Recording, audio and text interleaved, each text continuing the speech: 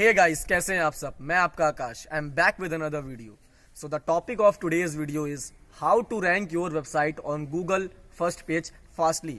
आप अपने वेबसाइट को, अपने ब्लॉग को, अपने आर्टिकल को गूगल पे कितनी जल्दी ऐसी कौन कौन सी स्ट्रैटेजीज है और टिप्स है उनको फॉलो करके रैंक करा सकते हैं।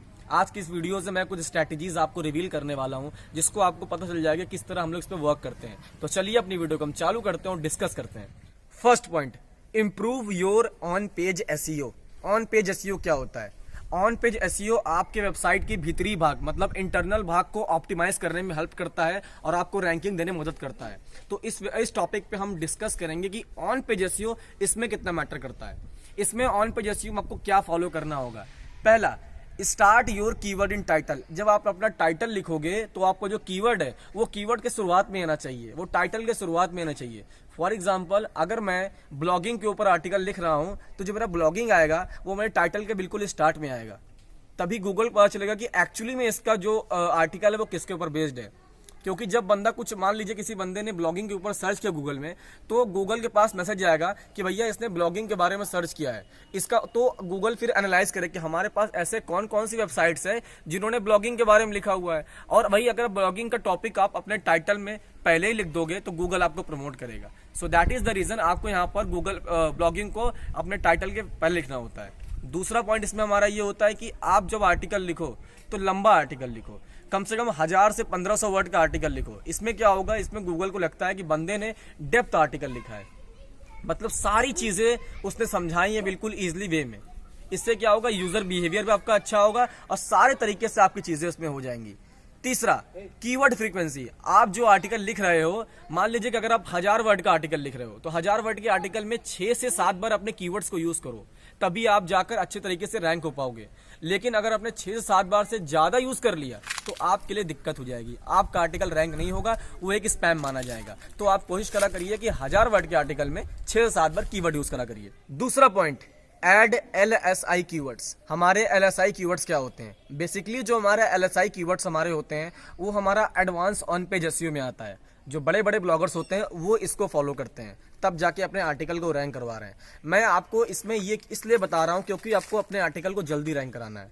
LSI कीवर्ड्स हमारे वो कीवर्ड्स होते हैं जो कि हमारे कीवर्ड से मिलते जुलते होते हैं। फॉर एग्जाम्पल अगर बात करता हूं, अगर आप कार के ऊपर आर्टिकल लिख रहे हो तो जाहिर सी बात है कार के अंदर उसके स्टीयरिंग के बारे में, उसके गियर के बारे में, उसके सीट बेल्ट के बारे में इस पे भी लिखोगे। तो ये हमारे LSI कीवर्ड्स होते हैं। मतलब किसी टॉपिक के जो पार्ट्स होते हैं वो LSI कीवर्ड्स होते हैं।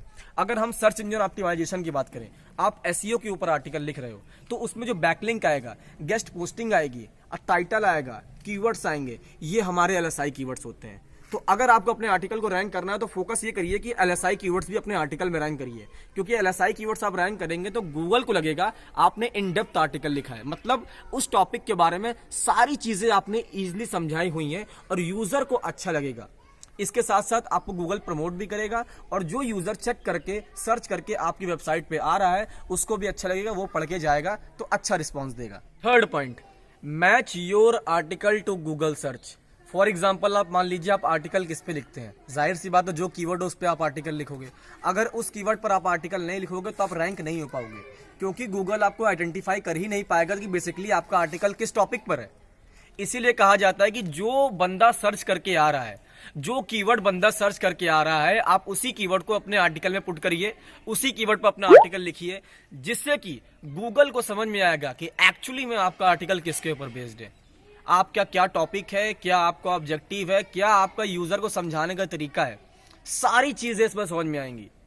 उसके कीवर्ड के साथ साथ उसमें मिलते जुलते जितने कीवर्ड है वो भी उसमें ऐड करिए। इससे क्या गूगल को लगेगा कि आपने सारे कीवर्ड्स इंक्लूड किए हैं, मतलब अच्छे तरीके से अपने यूजर को समझाने की कोशिश की है, वेबसाइट ऑप्टिमाइजेशन किया है। Fourth point, improve your technical SEO. Technical SEO क्या होता है? आप जब वेबसाइट बनाते हो, वेबसाइट को जो टेक्निकल थिंग्स होते हैं उसे हम लोग कहते हैं टेक्निकल एसईओ। टेक्निकल एसईओ में दो चीजें आती हैं। पहला तो आता है हमारा मोबाइल ऑप्टिमाइजेशन, मतलब मोबाइल फ्रेंडली वेबसाइट। क्या आपकी जो वेबसाइट है वो मोबाइल फ्रेंडली है? अगर कोई बंदा मोबाइल में खुल रहा है तो उसको सही तरीके से खुल रही है? आर्टिकल सही दिख रहे हैं, इमेज सही दिख रहा है, मेन्यू बार, सेक्शंस, कैटेगरीज सब कुछ सही दिख रही है। इसको आपको चेक करने के लिए गूगल सर्च कंसोल, अपने गूगल सर्च कंसोल के अकाउंट में जाना पड़ेगा।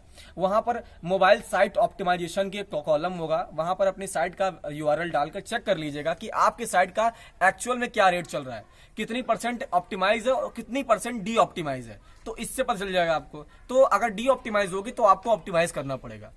दूसरी चीज, वेबसाइट की स्पीड।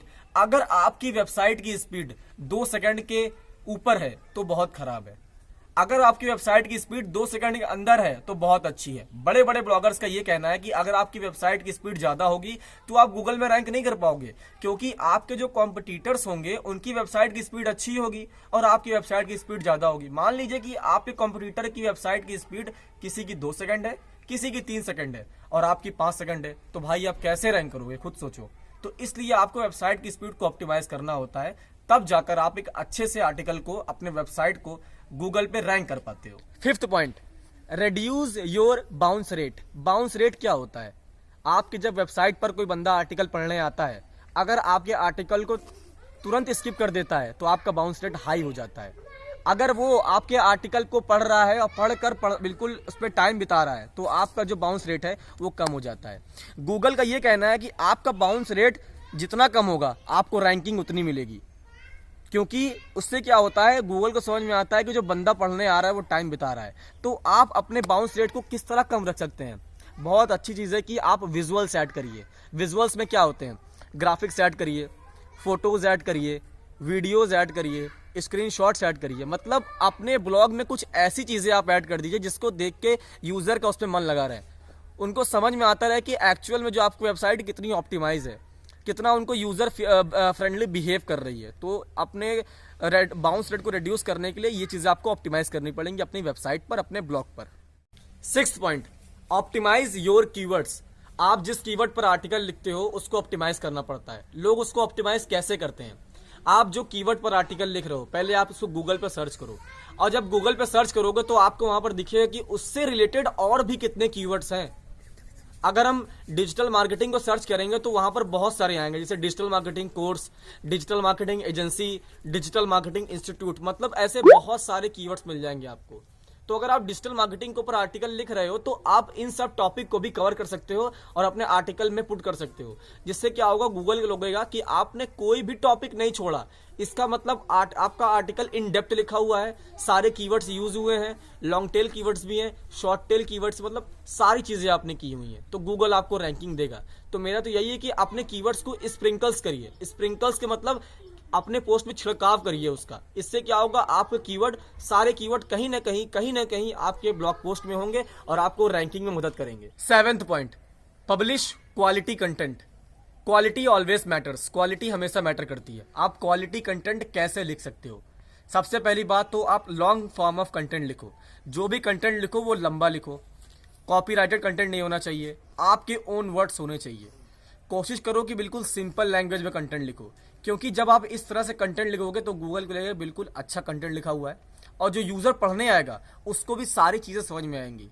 कोई बंदा करता है, कोई वेबसाइट होती है, जब वो कंटेंट लिखते हैं तो वो लिखते चले जाते हैं, लेकिन ऐसा नहीं करना है आपको शॉर्ट पैराग्राफ्स पे कंटेंट लिखने हैं, पॉइंट वाइज आर्टिकल लिखने हैं। इससे क्या होगा, आपका यूजर खुश होगा, उसको पढ़ेगा, आपकी वेबसाइट पर टाइम बिताएगा, क्योंकि उसको आपका कंटेंट फिर समझ में आएगा। अगर आप लंबा चौड़ा लिख दोगे तो वो बोर हो जाएगा और निकल जाएगा। तो ऐसा आपको नहीं करना है, आपको इस तरह कंटेंट लिखना है।